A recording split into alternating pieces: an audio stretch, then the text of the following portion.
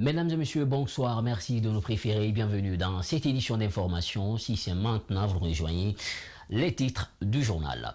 Le FNDC accueille de nouveaux membres dans ses rangs. Il s'agit de l'Alliance nationale patriotique AMP à l'abrégé, une plateforme qui regroupe plusieurs personnalités, partis politiques et membres de la société civile. Les travaux de reconstruction des voiries urbaines et routes nationales ont repris après plusieurs mois d'arrêt dû aux grandes pluies. Le ministère des Travaux publics est sur le terrain pour constater l'état d'avancement des travaux et les difficultés rencontrées sur l'espace public. Au Nigeria, la drogue inonde toutes les couches de la société. La consommation serait même en forte croissance selon les experts. La plupart des toxicomanes font face à l'absence de structures publiques et de prise en charge par l'État. C'est tout pour les titres. Le développement, c'est dans un court instant. Pour une fois encore, bonsoir, merci de nous préférer, bienvenue dans cette édition d'information. Les perspectives de croissance en Afrique subsaharienne sont revues à la baisse par le Fonds monétaire international. Selon une récente étude que vient de publier l'institution, la croissance devrait se maintenir à 3,2% en 2019 et s'accélérer à 3,6% en 2020. Le représentant du résident du Fonds monétaire international en Guinée a conféré ce samedi avec des étudiants de l'université de Sofonia pour un échange autour de cette baisse de prévision et de croissance en Afrique subsaharienne, compte rendu signé Mamadou Bouyalo et Aboubakar Din Kamara. La prévision de croissance de l'Afrique subsaharienne est revue à la baisse selon une récente étude du Fonds monétaire international. Elle devrait se maintenir à 3,2% en 2019 et s'accélérer à 3,6% en 2020. Plusieurs raisons expliquent cette baisse de croissance. Il y a les tensions commerciales à l'échelle mondiale. Ces tensions commerciales ont tendance à affecter les exportations des pays de l'Afrique subsaharienne. Et quand les exportations baissent, ça a un impact sur la croissance économique d'une manière générale. Et c'est ça qui a fait que, comme les exportations des pays de l'Afrique subsaharienne ont été affectées négativement par ces tensions-là, c'est en partie ce qui a fait qu'on a revu à la baisse les perspectives de croissance pour cette année et pour l'année prochaine. Dans le souci de partager cette information, le représentant résident du FMI en Guinée a conféré avec des étudiants en licence économique de l'université de Sofonia. Les échanges ont porté sur les causes de la baisse de croissance de l'Afrique subsaharienne, l'endettement, mais aussi les approches de solutions pour soutenir la croissance en Afrique. Et cette année également, on prévoit à ce que la croissance continue d'être forte, tirée principalement par la croissance au niveau du secteur minier. Au terme des échanges, les étudiants ont tiré quelques enseignements. On prend la Guinée aujourd'hui. C'est un pays qui exporte plus de matières premières, notamment la bauxite. Et aujourd'hui, nous constatons qu'il y a une croissance à ce niveau, au niveau du secteur minier. Mais cette croissance n'est pas, n'est pas partagée de façon équitable. D'apprendre réellement à connaître les agrégats macroéconomiques qui permettront à notre pays d'être sur la bonne marche du développement durable, le développement qui inclut à la fois le développement social, économique et puis et environnemental. La croissance en Afrique passe par une production interne forte et soutenue, une gestion rigoureuse du cadre macroéconomique et une répartition équitable de la richesse à tous les niveaux. Les travaux de reconstruction des voiries urbaines et toutes les routes nationales ont repris après plusieurs mois d'arrêt dû aux grandes pluies. Le ministère des Travaux publics est sur le terrain pour constater l'état d'avancement des travaux, les difficultés rencontrées sur le terrain afin de faire des recommandations. Mamadou Kalisso, Abou Koria, Koroma.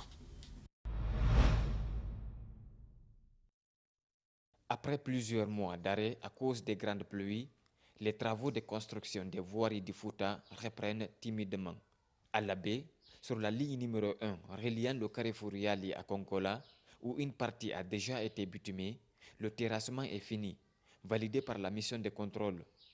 Sur la ligne 13 menant vers l'aéroport, la partie supérieure du terrassement est terminée. La construction du corps de la structure est en cours.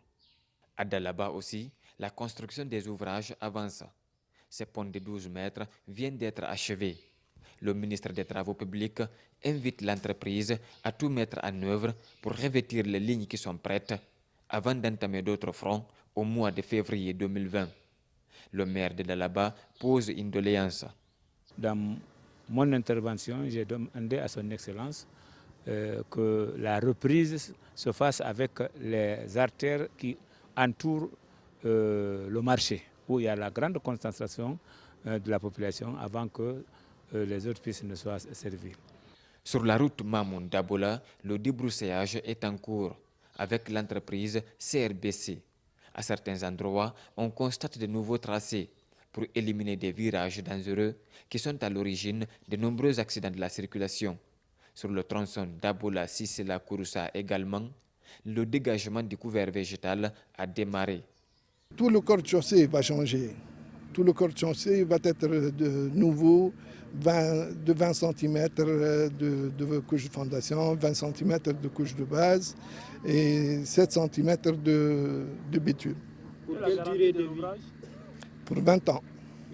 Elle est calculée pour 20 ans, mais on estime qu'elle restera encore même plus que ça. Sur ce tronçon, 81 ouvrages, dont 3 grands ponts, seront réalisés.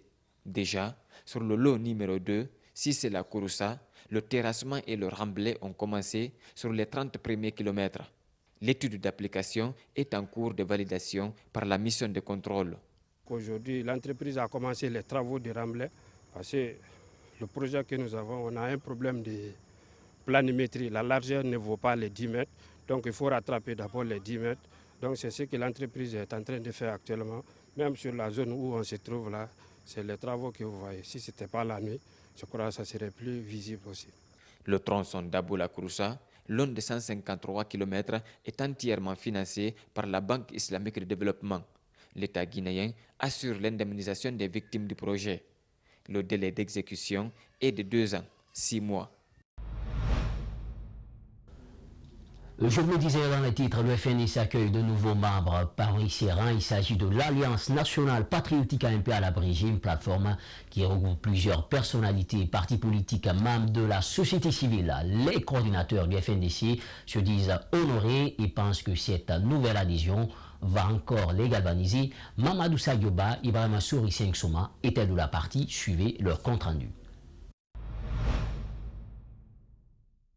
Le FNDC ne recule pas, il est aussi en train de grossir.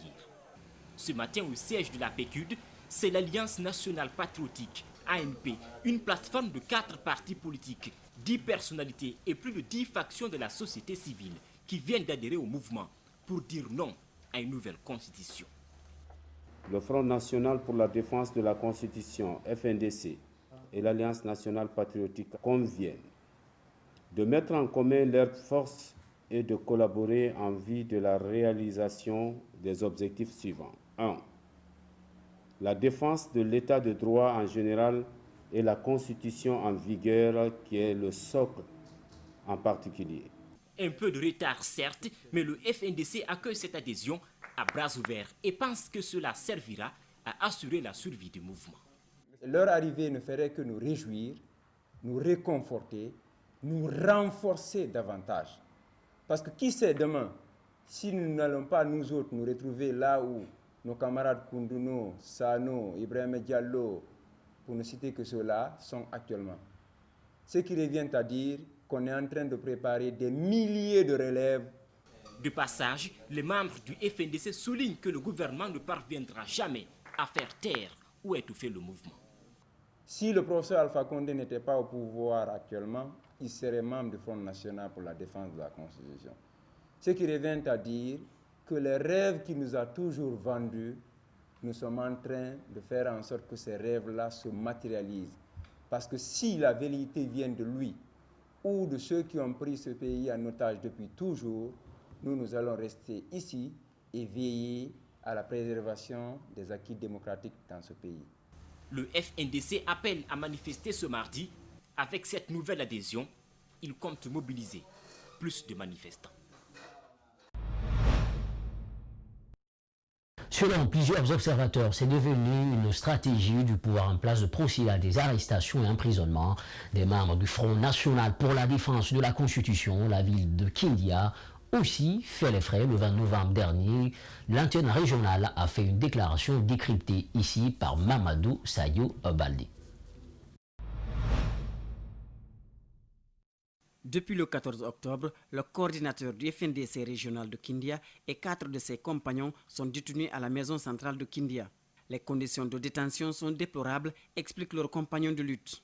Sur la question des conditions de détention de nos camarades, il nous a été donné, encore une fois, de constater que camarades Alseni Farinta Kamara, camarades Moussa Sano sont les seuls qui sont dans la grande salle et les autres, camarades Boubacar Diallo, camarades Kerno Sedili et camarades Kerno Oumara Bari sont encore gardés dans la cellule des criminels.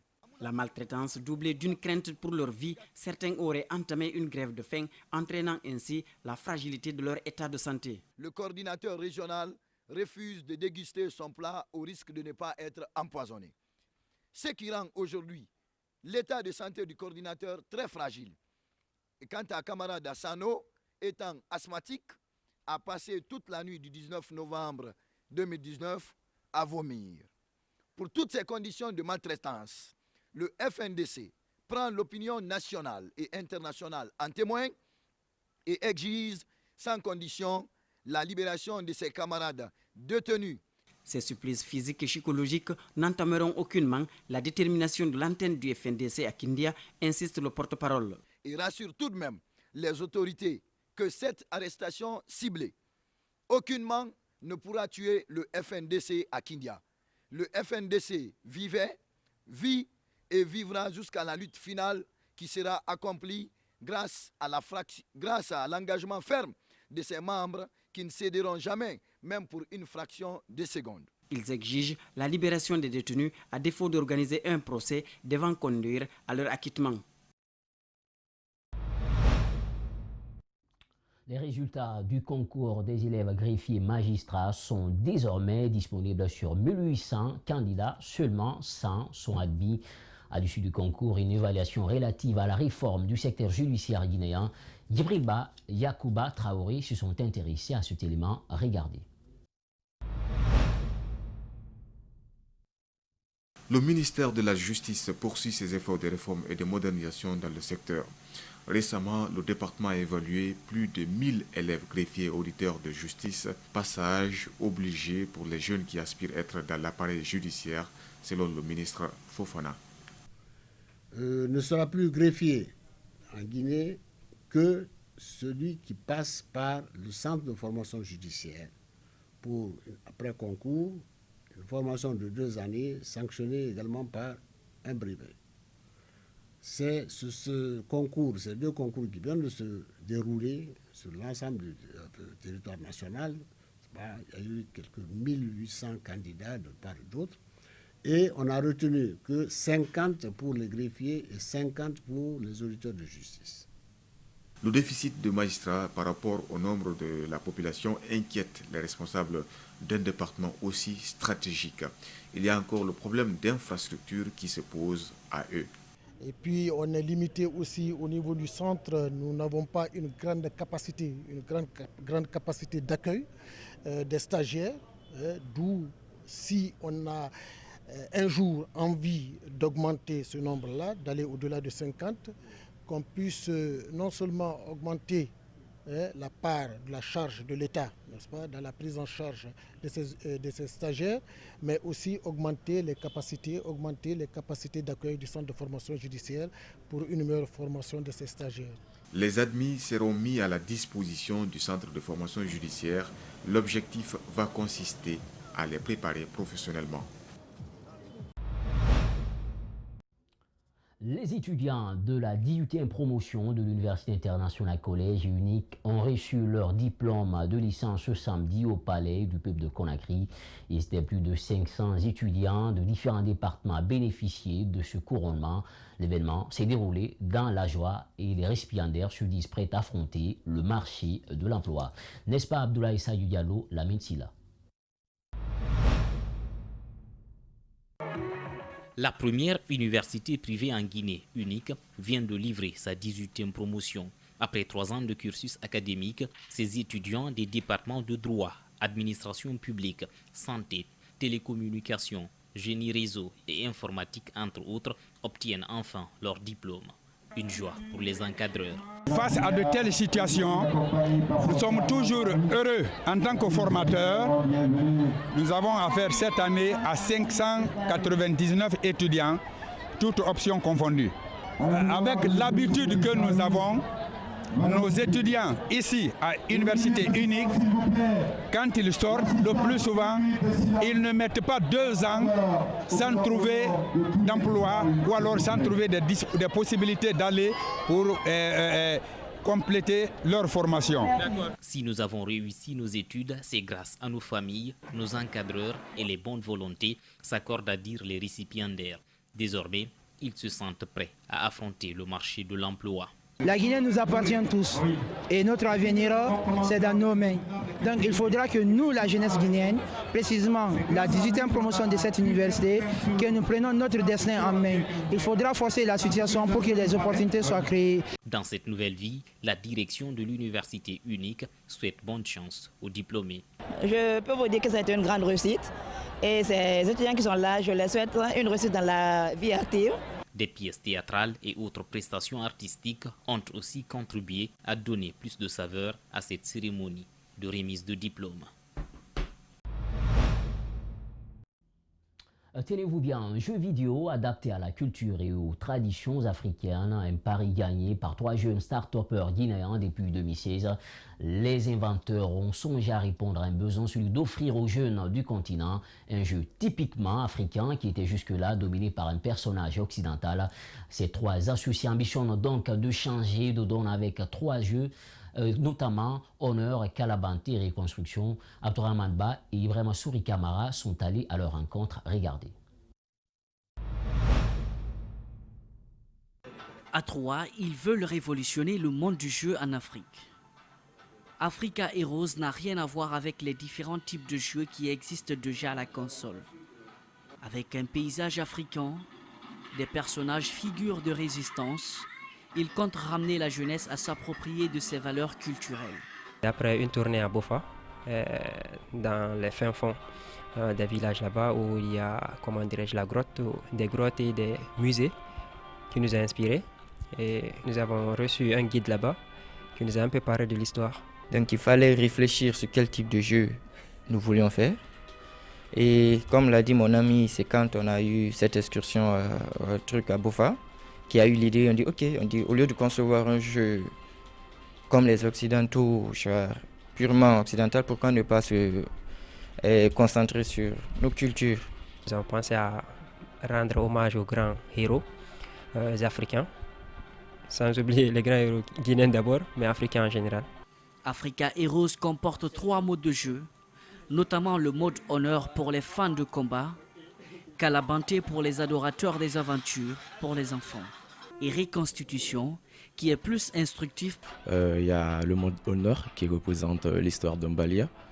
Il y a le mode Kalabanté où les enfants, un jeu un peu axé sur la particularité enfant, et le mode Reconstitution. Depuis la création du jeu, il continue à subir des améliorations. L'objectif est clair, promouvoir la culture africaine en général à travers un jeu vidéo.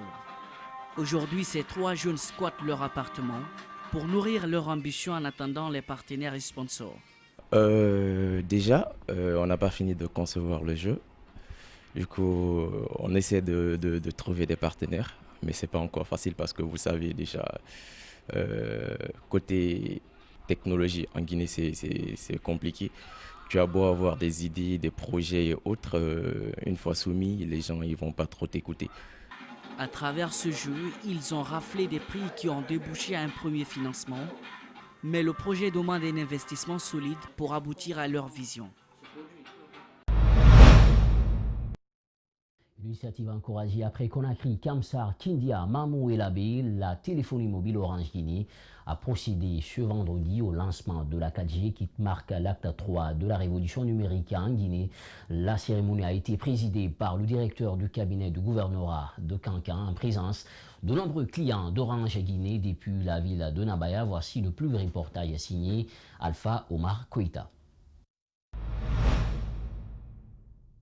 C'est la salle de conférence de l'hôtel Buffet de la Gare qui a servi de cadre ce vendredi au lancement de la 4G par la téléphonie mobile Orange qui marque l'acte 3 de la révolution numérique en Guinée. Ce après l'acte 1 et 2 qui marquent respectivement l'avènement de la 2G ou le baptême de feu de l'Internet mobile en Guinée et de la 3G avec l'Internet de haut débit à travers le partage des images, vidéos et le confort de la qualité de connexion. Les préfectures de Kankan et Sigiring ainsi que la sous-préfecture de Doko sont les premières zones couvertes par la 4G en Haute-Guinée. La procédure pour accéder à la 4G elle est très simple. On a un code que le client doit d'abord composer sur son téléphone, étoile 444 dièse OK. Si le téléphone est compatible à la 4G, le client vérifie la SIM qu'il utilise, Orange bien sûr, si elle est compatible, et peut surfer sur la 4G. Au cas contraire, si la compatibilité n'y est pas, le client il se rend dans nos agences ou boutiques, il fait le changement SIM, ce qui est gratuit, et après il pourra se connecter sur la 4G.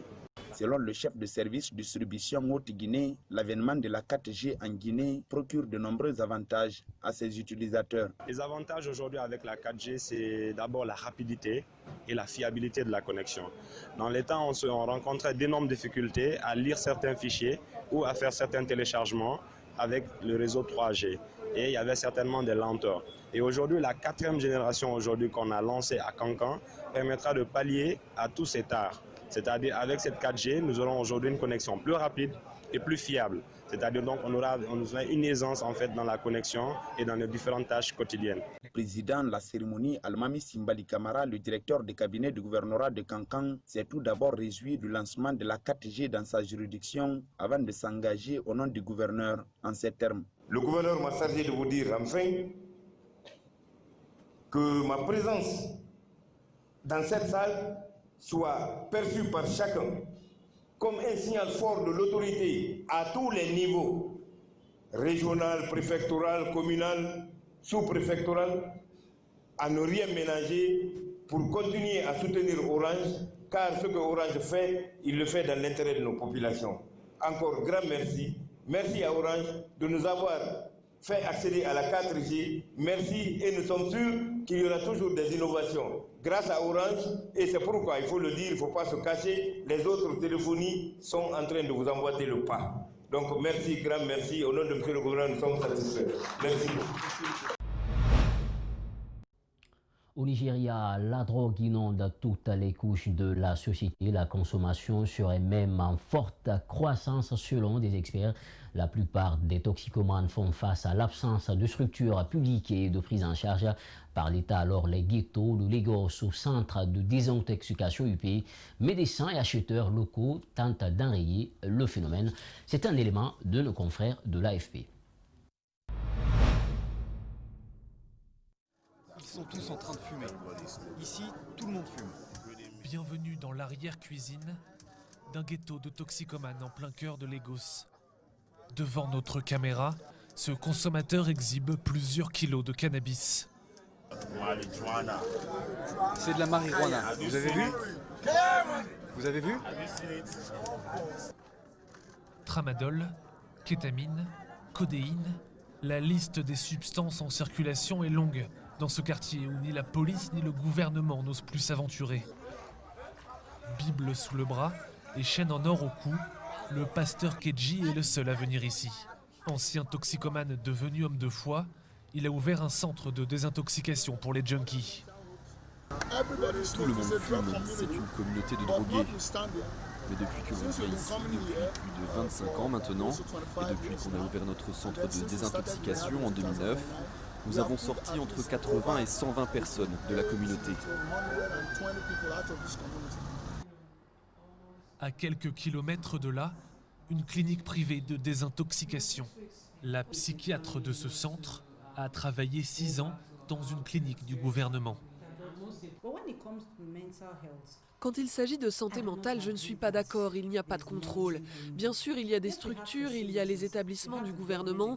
Ils sont dans un état déplorable. J'ai des patients qui en ont fait l'expérience et ils m'ont dit qu'ils n'y retourneraient jamais. Après 6 semaines de cure, cette patiente est quasiment sevrée.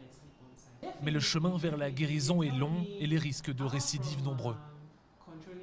Avez-vous eu envie de reprendre de la drogue récemment? Oui. Et il n'y a rien de mal à avoir cette sensation de manque, comme je le dis toujours. J'ai eu un traumatisme et j'ai commencé à prendre trop de marijuana. Il y a toujours des moments où j'en ai envie, où j'ai envie d'en prendre. Ça n'aide pas qu'on en trouve partout et que tout le monde en fume. Face à l'augmentation de la consommation, le nombre de psychiatres, lui, reste trop faible. Moins de 300 pour près de 200 millions d'habitants, selon un rapport de Human Rights Watch.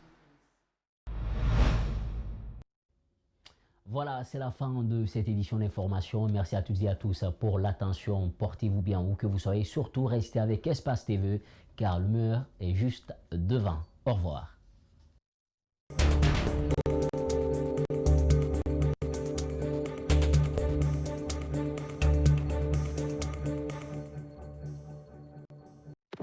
Musicien guinéen.